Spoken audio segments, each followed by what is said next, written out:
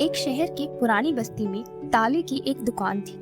उस दुकान में ढेर सारे ताले चाबी थे। लोग ताले खरीदने वहां आते। कभी कभी मुख्य चाबी गुम जाने पर डुप्लीकेट चाबी बनवाने भी उस दुकान पर आते थे। उसी दुकान में कोने में एक मजबूत हथौड़ा भी पड़ा हुआ था जो ताला तोड़ने के काम आता था, लेकिन उसका प्रयोग कभी कभी ही होता था।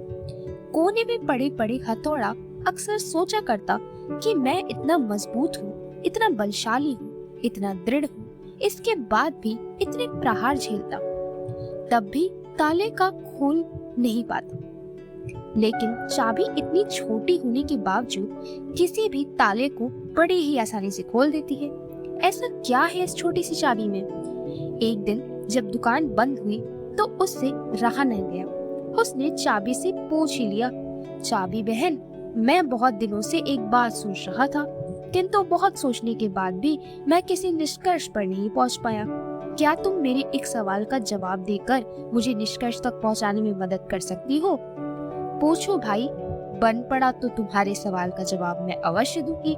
चाबी बहुत ही नम्रता से बोली। बहन, तुम में से ऐसी क्या खास बात है कि तुम इतनी छोटी होने पर भी हर प्रकार के ताले, चाहे वह कितना मजबूत और जिद्दी क्यों ना हो, बड़ी आसानी से खोल लेती हो, जबकि मैं तुमसे बहुत बड़ा, बलशाली, शक्तिशाली और दृढ़ होने के बावजूद ऐसा नहीं कर पाता। मुझसे ताला खोलने में बहुत मेहनत लगती है और कई बार प्रयास करने के बाद भी ताला टूटता नहीं है। या बहुत ज्यादा वार करने के बाद बहुत देर बाद ताला टूट जाता है। चाबी मुस्कुराई और बोली, बहुत ही साधारण सी बात है हथौड़े भाई, तुम ताले पर प्रहार करते हो, इस तरह तुम उस पर बल का प्रयोग करते हो और खोलने के प्रयास में उसे चोट पहुंचाते हो। ऐसे में ताला खुलता नहीं बल्कि टूट जाता है, जबकि मैं बिना बल के प्रयोग किए और ताले को चोट पहुंचाए बगैर ही उसके अंतर मन में उतर जाती हूँ। इसलिए मेरे निवेदन पर ताला तुरंत खुल जाता है। दोस्तों, इस कहानी का जो सीख है वो बहुत ही प्यारा है। जीवन में कई बार ऐसी परिस्थितियां आती हैं जब हमारे सामने हथौड़ा या चाबी बनाने का विकल्प होता है। किसी का दिल जीतना है तो उसे हथौड़ा बनकर जोर जबरदस्ती से नहीं जीता जा सकता, बल्कि चाबी की तरह उसके दिल में उतरा जाता है।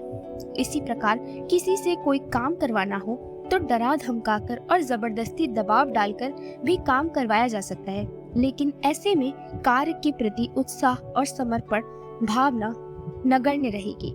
यदि किसी के दिल में कार्य के प्रति समर्पण भावना जागृत कर उसे उत्साहित कर कार्य करवाया जाए तो कार्य मन लगाकर और समर्पण से किया जाएगा और ऐसे ही कार्य बेहतर होगा, परिणाम भी बेहतर होंगे और सामने वाले से आपके रिश्ते भी अच्छे होंगे। तो कोई भी काम करने के लिए नम्र बने।